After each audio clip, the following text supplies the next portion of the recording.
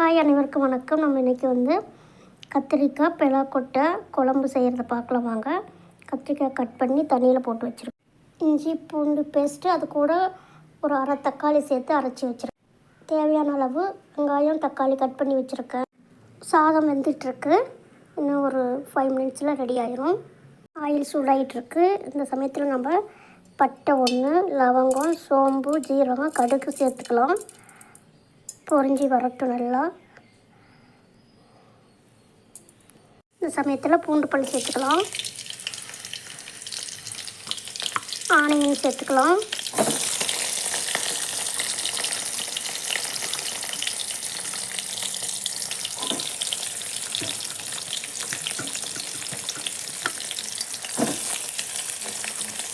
கருவேப்பிலை சேர்த்து நல்லா கலந்து கொடுத்துக்கலாம்.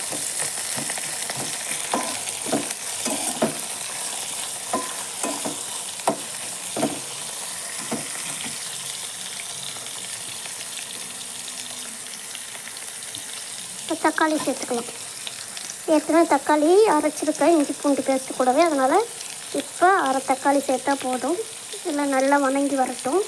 நல்லா வணங்கிருச்சு. இது கூட இப்போ இஞ்சி பூண்டு தக்காளி அரைச்சிருக்கீங்களா, இந்த பேஸ்ட்டு சேர்த்துக்கலாம்.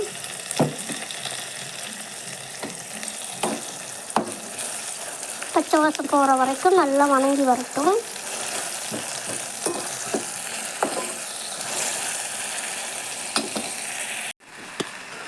வேக வச்சு பெலாக்கொட்டையை கட் பண்ணி வச்சுருக்கேன். அதை இப்போ இந்த மசாலாவில் சேர்த்துக்கலாம்.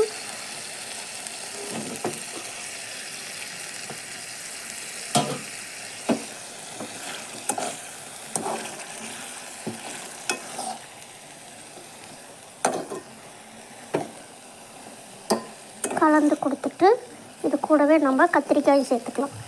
சேர்ந்து நல்லா வணங்கி வரட்டும். அப்போ தான் இஞ்சி பூண்டு வாசலாம் இதில் பிடிக்கும்.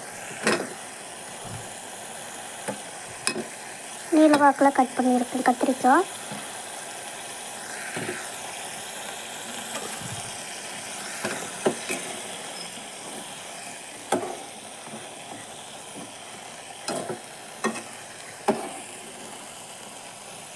நல்லா கலந்து கொடுத்து வணங்கி வரட்டும். காய் இதுலேயே வணங்கட்டும், எண்ணெயிலேயே கொஞ்சம் நேரம்.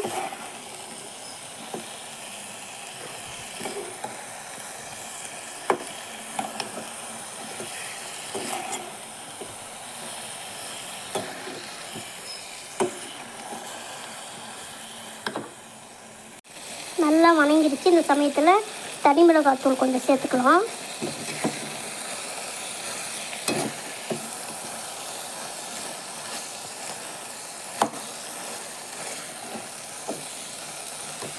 சேர்த்துட்டு அது கூடவே குழம்பு மிளகாய் பொடி சேர்த்துக்கலாம், காரத்துக்கு ஏற்ப.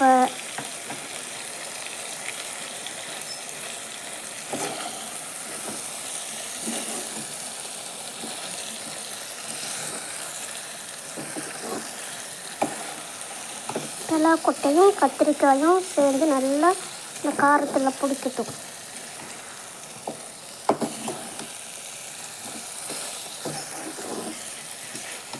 இது கூடவே நம்ம கொஞ்சம் கரம் மசாலா சேர்த்துக்கலாம்.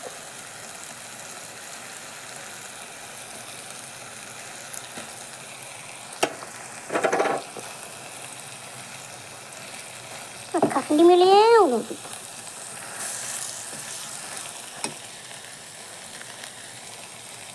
இப்போ தனியாத்தூள் சேர்த்துக்கலாம்.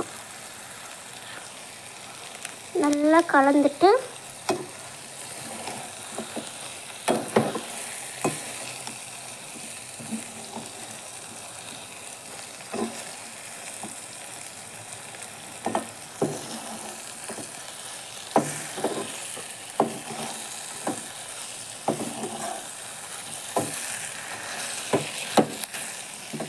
இப்போ காய் வேகிற அளவு தண்ணி, கொஞ்சம் மஞ்சத்தூள் சேர்த்துக்கலாம்.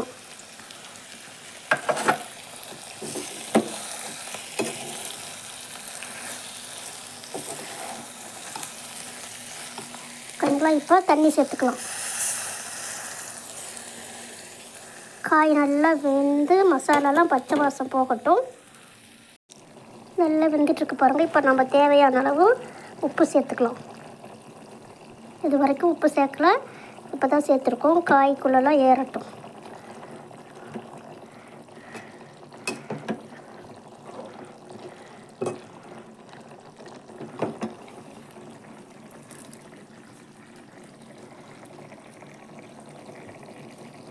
உப்பு சேர்த்து நல்லா கலந்து கொடுத்துட்டு இன்னும் ஒரு 2 செகண்ட் வேகட்டும். காய் வெந்துச்சுன்னா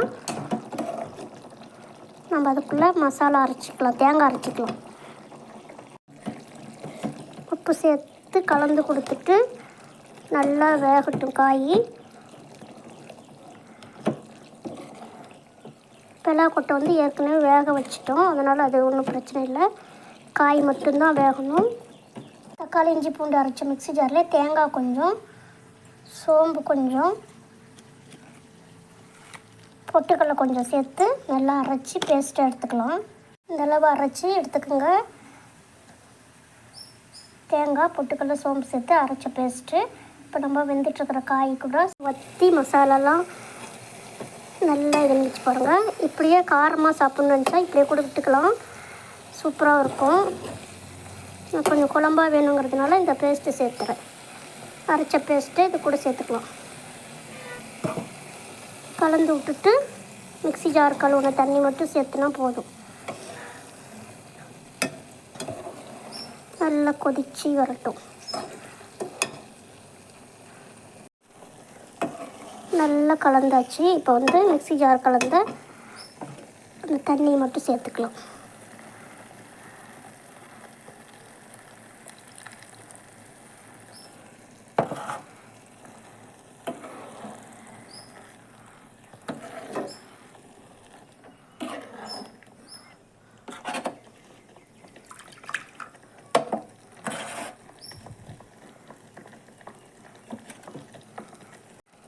நல்லா கலந்து கொடுத்துட்டு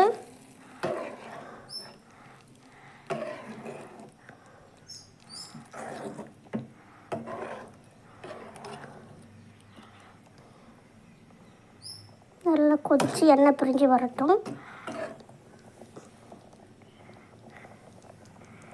நல்லா கொதித்து எண்ணெய் பிரிஞ்சு வர ஆரம்பிச்சிருச்சு. கத்திரிக்காய் பலாக்கொட்டை குழம்பு இன்னும் ஒரு 2 செகண்ட் இருக்கட்டும். நல்லா கொதிச்சிருச்சு. இப்போ ஆஃப் பண்ணிடலாம். ஆறுனதுக்கப்புறம் இது கெட்டியாயிரும். இட்லி, தோசைக்கு, சப்பாத்திக்கு சூப்பராக இருக்குங்க இந்த குழம்பு. நீங்களும் செஞ்சு பாருங்கள்.